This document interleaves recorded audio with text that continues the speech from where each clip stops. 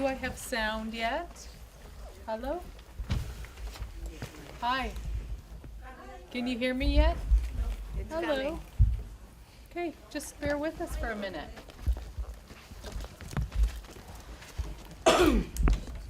Hello? Here we are. Thank you. Thank you for sticking around. It is my pleasure to welcome back to the stage producer Tiny Lee Stevens. And we also have a special guest on Skype that I'd like to see if we can have Lawrence join us as well. Now?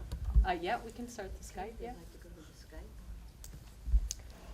So please bear with us. Tiny Lee, while we're waiting for that to happen, this is an epic, epic film, shot all in original language, pre-contact. How did this film come about? When was it first conceived and how did it happen? Wow, it's, I know, about 2.5 years ago. Hey, Lawrence Bro! Lawrence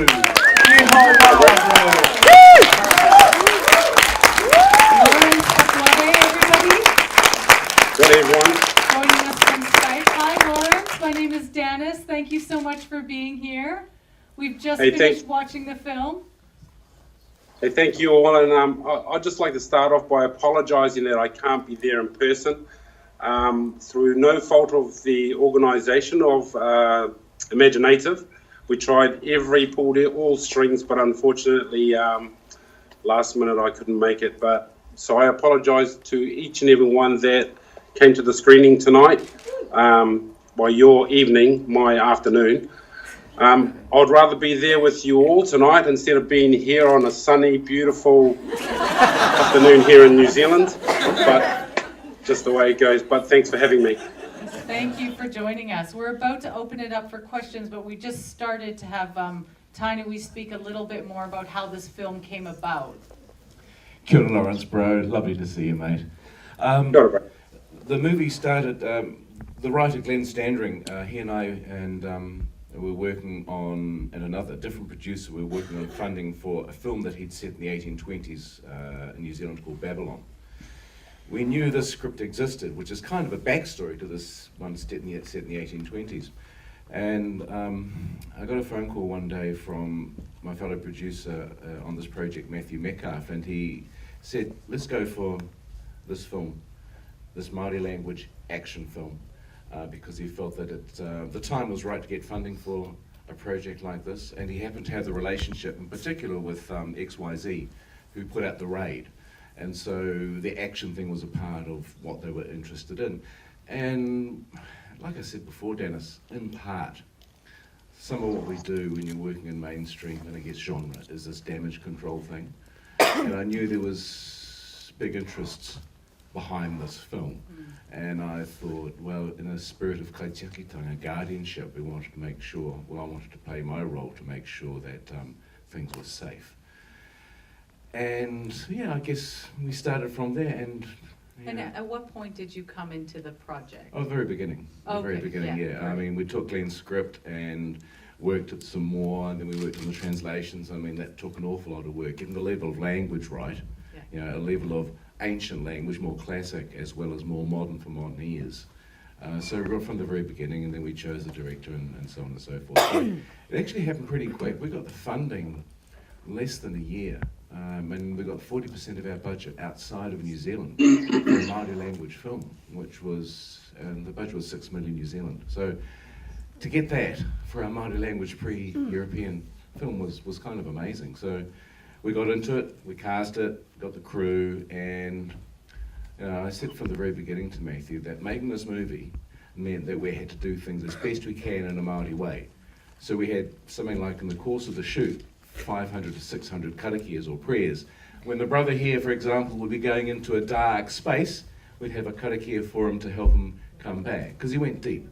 And so to do this production in a Māori way is very important, so that the crew would use Māori commands for action and cut and things like that, just to get us all into that Māori zone, which was really, really important. Yeah, absolutely. And Lawrence, I want to ask you along the same lines, because I mean, you're no stranger to action movies. You've been, you know, in Lord of the Rings and a James Bond film, but you know, speaking to what Tiny was speaking to, how is it different to be in this film, you know, with doing it in a Māori way?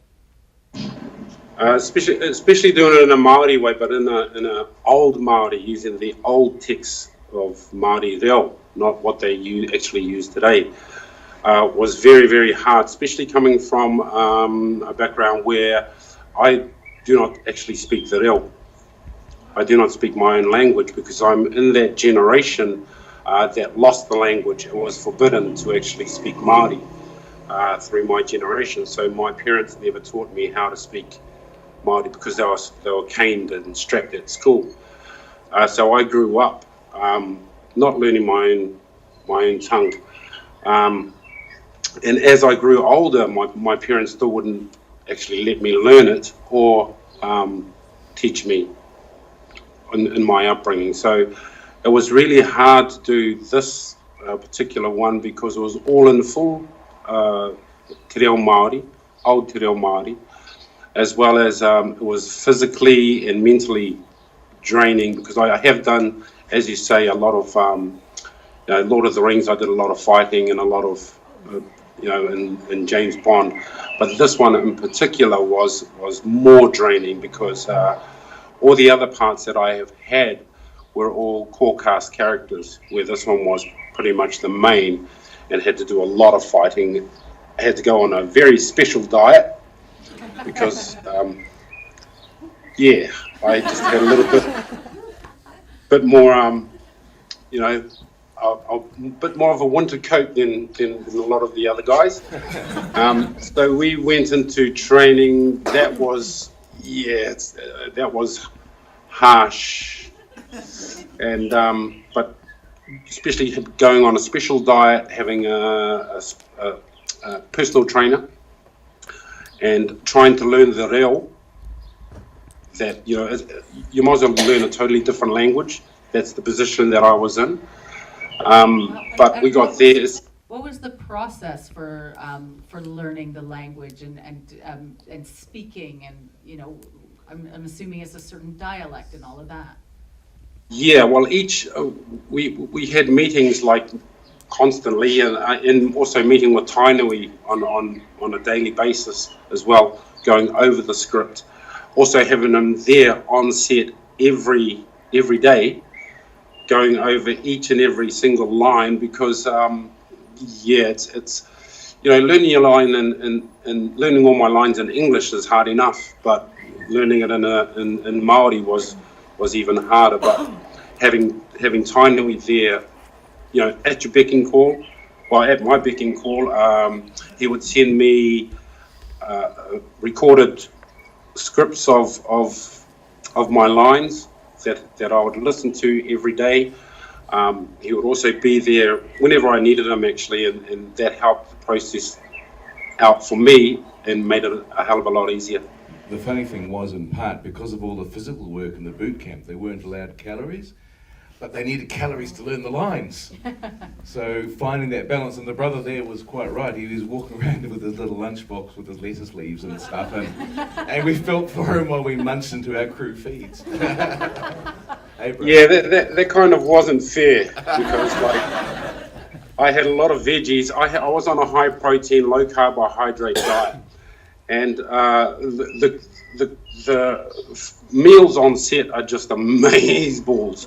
But because I ate away from everyone. Because they would have nice, beautiful steaks where I had a really tiny piece of fish and vegetables and stuff like that, where they would have a lovely meal, and I had to actually tell them to nicely go away because it was too tempting to go off my diet, but I really wanted to stick to it, which I actually stuck to, and yeah, that was harsh.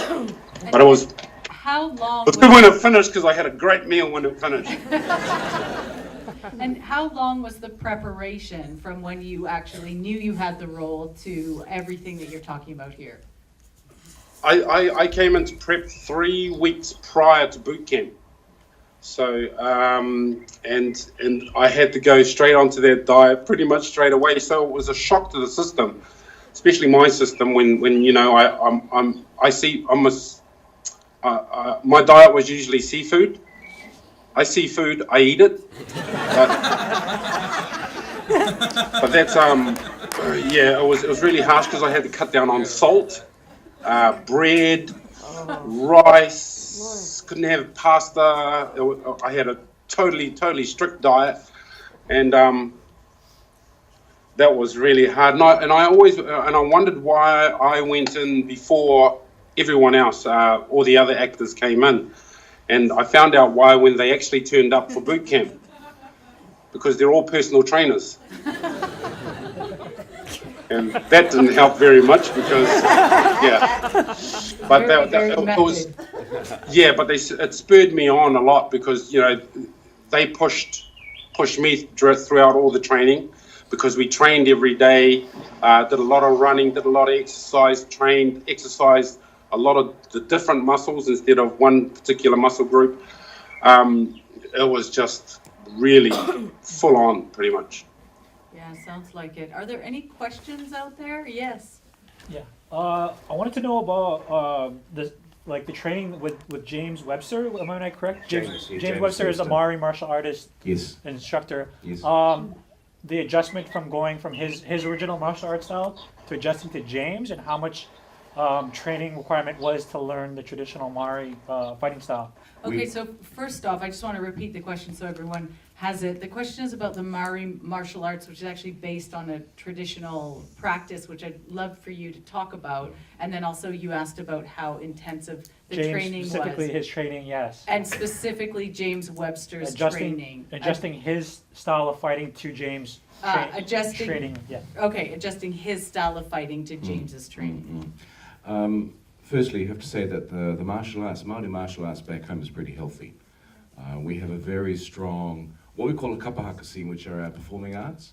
And I mean, most people have seen a haka, but it gets very, very involved back home. And for both male and female, there are schools of martial arts in different styles. So our guy, James Webster, when he came to the film, he happens to be a guy who's very steeped in the tradition of it, but does a lot of tourist work as well, as a lot of them do. And so he was able to find a midpoint, because part of the conflict, I suppose, in the very beginning was between James, as the Māori martial arts expert, and our stunties, because they have their own needs as far as working the camera. They have their own understanding of that. We sacked the first one because he just wasn't prepared to give way to what we want. And as I say, in a spirit of guardianship, we want to maintain the integrity of what we were doing. So no problem, flick him, bring someone else on who's prepared to work and come up with a compromise. I mean, experts in the martial arts would see that some of that's not so kosher, but there's enough there that does render it acceptable in an authentic kind of way. So throughout the movie, there are little snippets, not just of martial arts, but of language, of custom, which are details that no one else may know, but we know. And for me, the main audience in this film is for when we screen it to Māori-speaking audiences. So it has to have credibility for our people, as well as to please action fans, whether at home or in Europe or wherever. And Lawrence, did you want to say anything about specifically the martial arts, and have you done that kind of physical work before? Oh, you just going back to I heard someone call him James. His name is Jameis, as in Seamus, he likes to say, and they like to get it right. He actually likes them to get it right. There is another guy called James Webster, so he wants to differentiate himself with them. With Maurako, I did it as a child as well, in kapa haka cultural groups growing up. Although I didn't know the language, my parents, we were allowed to join a kapa haka group where we could learn the songs and the waiata, as well as the motaiaha and the patu. So those were already embedded in me when we actually went to the training. Unlike the Lord of the Rings, we had to do a lot of sword fighting with a sword master, which I wasn't actually trained in. But with this movie, it was easier. Although I didn't handle Rako that much, I only had a patu and a toki. I was, those experiences in my life thus far helped me along the way in that movie. Actually, Lawrence raises a very interesting point. Virtually all the cast, although some weren't native speakers of the language, some of the younger generation, like the lead bad guy, Wiedepa, grew up in the recent Māori immersion education system. But everyone, like Lawrence, had some familiarity with who they are, because Lawrence is a carver as well. And so they all brought what they knew of their culture. It may not have been language, but that's why we were there, to help them through it. And they wanted to do it. The post-production on the language was hard case. I mean, this fellow here, we had to do some ADR while he was doing a Genghis Khan film, I think, in Bangkok. And so he's got a nice baritone voice, but he's been playing a eunuch in this Genghis Khan thing. And so we couldn't use any of his ADR because his voice was so bloody eunuch and so high, even though he tried to go low, it just didn't work, bro. Yeah, that was a strange thing, is going from Deadlands, where I had a special diet, I had to lose a lot of weight, and going straight to Malaysia filming Marco Polo, where I was playing a eunuch. That was, quite a transition. Are there any other questions out there? Yes, in the front. First off, it was a brilliant performance, and I love seeing you here now because you look so gentle in comparison to the actual character you're playing. My question is, how true is this story based on any legend or myth? And I was wondering, realistically, how much of the action film versus maybe the realities of how intertribal relations might have actually taken place at that time period? Like, how much truth is there, and how much is entertainment in a sense? So the question is, how much truth is there, and how much is entertainment in terms of the portrayal of the intertribal relations, and also how much of it is based on actual legends? Or if any. That's a good question, because it's something that we wrestled with. Well, not wrestled, we just worked our way through. You can really clearly see some of the tropes of action movies in there, no problem. But two, there are enough things that happen by way of action or story which are part of our past. I mean, one simple example is when the blood is being drunk, what used to happen in the old days, they would hang the body up and let the blood come down, but we couldn't quite do it that way. So there's lots of elements of truth. I mean, cannibalism was a part of the way we did things. And when we shot this, I mean, you'll notice, I hope, that we didn't dwell too long on a lot of this stuff. We did it in good taste. But the cannibalism in the old days was, in many ways, search for protein. It was a very casual thing. It wasn't necessarily just the big ceremonial, ritualistic thing, which it was for some tribes, but not all. I mean, there's a great diversity of experience. So, yes, certainly there are aspects of the story that are founded in truth. Having said that, those things come from our traditions, from our oral traditions, and again, like the language, like the design, like the costuming. It was all a judicious mixture that we felt was a creative and authentic, in terms of culture, depiction, given the genre that we're working in. But we did want for there to be that sense of authenticity for our audiences. Not so much for the audiences who may not know, but the details were important for us. Fantastic. Question right here. What was your process for getting into character? Lawrence, this is a question for you. What was your process for getting into character? The director.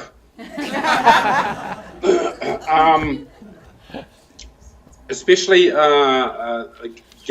going deep into especially the dark places of Deadlands. It was the director that helped me out a lot in there, because he would use a certain piece of his life, his saddest moment, and he shared it with me. And then he wanted me to relay a sad moment in my life that he could relate to in the different parts of the movie, which helped quite immensely. So the process was going back to recollecting past sadnesses. You can use it in a happy sort of situation where there was happy happy times in your life, sad times, bad times, glad times. So it was, yeah, just using different emotions from my past, pretty much. Because I was the oldest one out of all the main cast. Yeah, it was. I had a lot more life experience than everyone else, so I can draw on it a lot more. Whereas I think with, and I'm only just surmising, but with James, it may have been a little bit harder for him because he was only 17.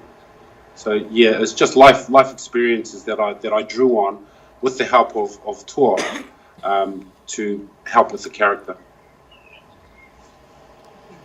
Any other questions out there? Yeah, Tony, I'd like to know why you chose Tor as the director. Where did that come from? Yeah, Okay. Lisa asked how Toa got chosen as the director. Okay, Matthew and I sat down, and a lot of these discussions, or obviously the director can unlock funds, and so we went through a range of people who thought may have the skills. We checked out the ideas from some of them, and we decided on Tor in the end. And in part, it was because my fellow producer Matthew had worked with Tor before, but Tor is a Fijian guy, and they have their own war background. Tor itself is a name which means warrior, and in a way he had to discover his own inner warrior while we were making this particular film. So it's a matter of who's got the skills, who will attract the money, and who will do it the way we want to do it. And I'm very serious when I say we want to do this in a Māori way as much as possible. And there was no problem with that, whether it was with Tor, producer, the crew, anyone. We just wanted someone who could get into that vibe of this Polynesian story, if you like. And in a personal sense, I was Tor's father's first employer when he came out from England. His father was a BBC radio legend, and I remember Tor as a 14-year-old boy. And so I guess maybe there's a sentimental attachment there, I don't know, but just young people, he's got great skills. Yeah, so there's no formula, but certainly attracting interest, attracting funds, and having the skills. And as Lawrence says, Tor has a very strong theatre background. He's an award-winning playwright as well, so works really, really well with actors. He doesn't speak the language, but then again, that language thing was very much, I guess, my responsibility to make sure that everyone in every part of the process knew what was happening. Great. Any other questions out there? Yeah. Was it cathartic for Lawrence to kind of get in touch with that warrior side in him? Because you don't get such a badass role often. So even though it was dark on one side, was it cathartic, or was there something illuminating about the role to be able to go deep on that warrior side? So the question is for you, Lawrence, and was it cathartic for you to play this role and to go deep and to connect with that warrior? Because you've been quoted as saying, I always play bad guys, but this character is pretty complex, and so what was that like for you? It was hugely complex. I mean, just like as I said before, I was the oldest out of all the main, except for the father, of course. But it was harder for me, just with the diet and the training. As you get older, it's harder to lose weight and get motivated and go to the gym and but it was mega hard. It was mentally draining. It was physically draining. I have done a lot of movies, but Deadlands just really took a lot out of me, to the point where I almost in our very, very last day of filming, we were filming down on the desert road, and my knee started swelling up, and I've had reconstructive knee surgery since, but it was the very, very last shot. My knee gave up.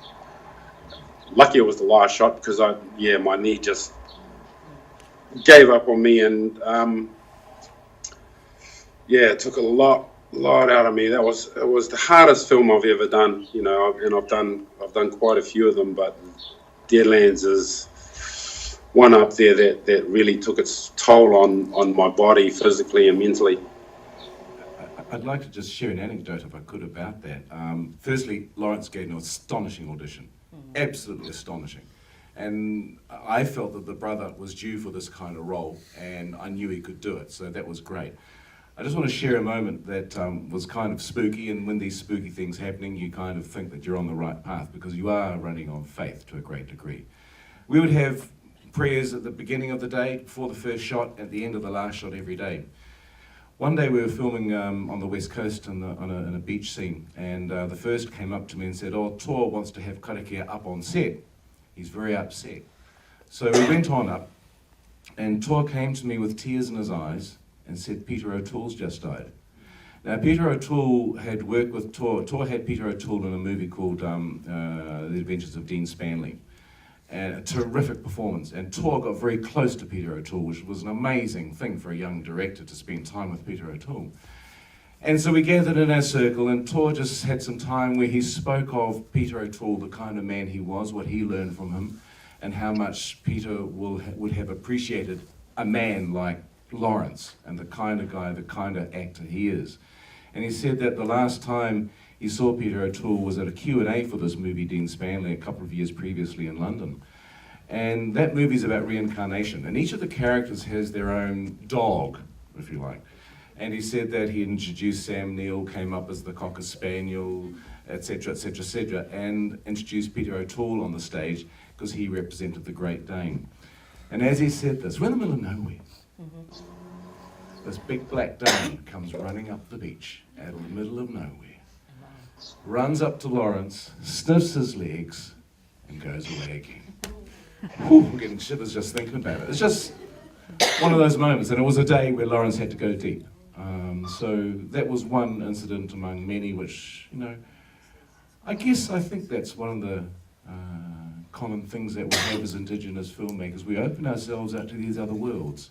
And there are times when those other worlds can guide us in ways that are unexpected, but you have to stay open for it. And for us, having a sense of spirituality and humility. Before all that, as much as pride in what we know, but also this awareness of the unknown and being open to being led, if you like, if you have a true heart and a true spirit. So, yeah, that kind of said much for me about the way we approach the movie. I think that's really beautiful, the way you talk about the culture as a map. You know, that it's sort of, it is the guide in this, because you are balancing a lot of different interests, and you were talking earlier about, you know, the fact that you're making an action movie. It's a genre film, but you want to do it in a specific way. There's this author that I love, he's Dominican Republic American, Junot Diaz, and he said, in minority communities, there's a sensitivity, often a knee-jerk reaction to critical representation. And he said, there's a misunderstanding of what the artist does. Artists are not cheerleaders, we're not the heads of tourism boards. And so there has to be a respect of what, you know, an artist's right to their perspective. So did you feel in making the film, I mean, this was something that had really never been done before like this up on screen, did you have to contend with sort of high expectations from the community, or sort of, you know, like contending with their critical response in some way? Oh, yes. The wonderful thing back home is that the state of our language and the revival of our language is such that we have to get it right. You know, 20 years ago, people forgave mistakes. These days, no. Because we have too many young people learning it, we have too many people with a vested interest in speaking our language well, and all that goes with that. So the expectations were huge in ourselves, but we are of our people, we represent for our people. So that, yes, you know, we've got XYZ over here and all the distributors and what they want to do, we've got our own communities, we've got ourselves. So the expectations were big, if only for the fact that we were making a Māori language movie. I do love it that the first actual Māori language movie, which Lawrence was in as well, but didn't get the international release, was a Māori language version of the Merchant of Venice. Yes. You know, a peerless translation in beautiful language of a peerless English play. And I just love the irony in that. in this particular movie, we were going worldwide. We were going genre, we were reaching out. And so the expectations were huge. The most huge was that we tread that world between the living and the dead safely and well, and that we represent with honour and pride.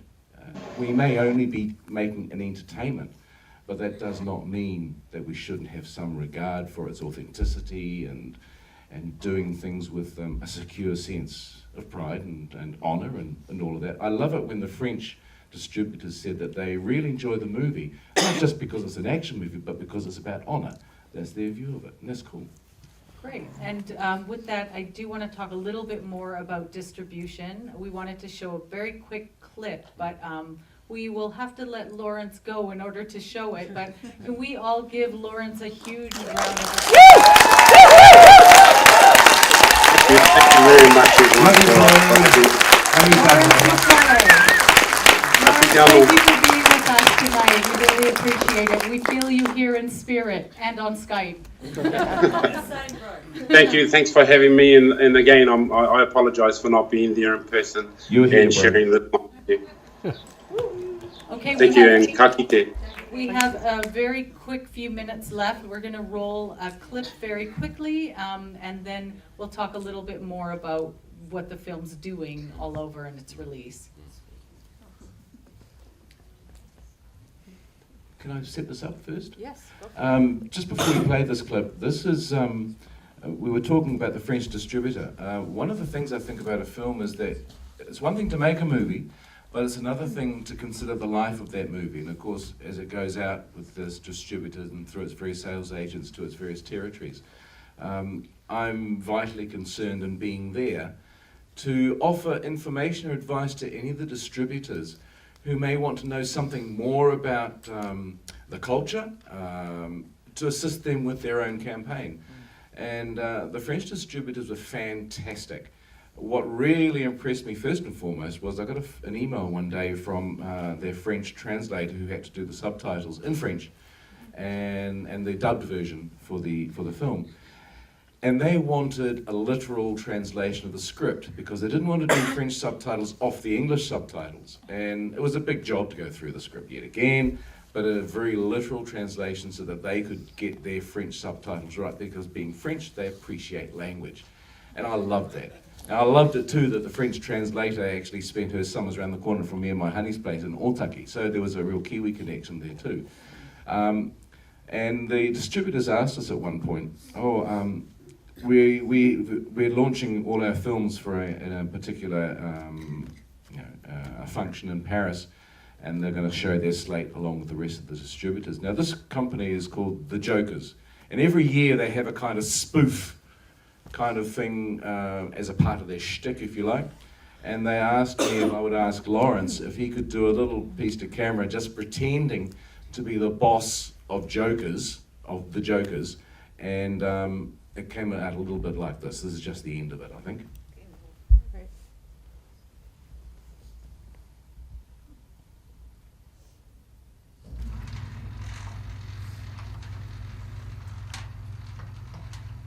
Ma koto katoa I tēnei ruma, e piki ai the Deadlands ki ngā taumata.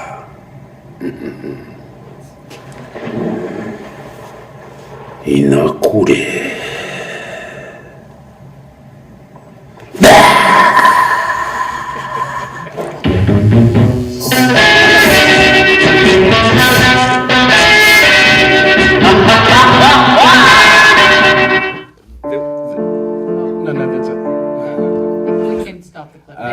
There was about 2 minutes before that, but that's basically the shtick. He pretended to be the boss and finished with that, and apparently it went down well on the night.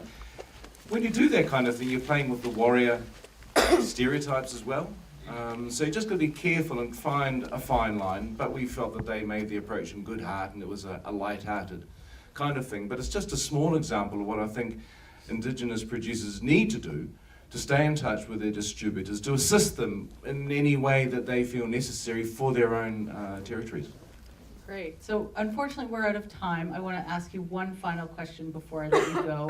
What is most exciting to you about the future of Māori cinema? that we are part of a family tree of storytellers, that we have elders that we look to and remember with love and respect. We can hear their voices, that we, as peers across the oceans, are doing what we do, Dennis. And then we've got these beautiful young people who see what we do, and some of the work my husband and I have been doing in schools. It's scary to see the first work of our adolescent boys. For example, we had a wonderful situation recently where boys mooched off to the film workshop. They didn't want to go, but they came back buzzed by the show don't tell thing, because being young men, they don't like to talk, so they're going to learn how to show. And to see their work born cinematic and born metaphoric, it just says really good things about where we're going. So, in short, it's just a sense of pride to be a part of that lineage of storytellers, that's all. Beautiful. Thank you for being here.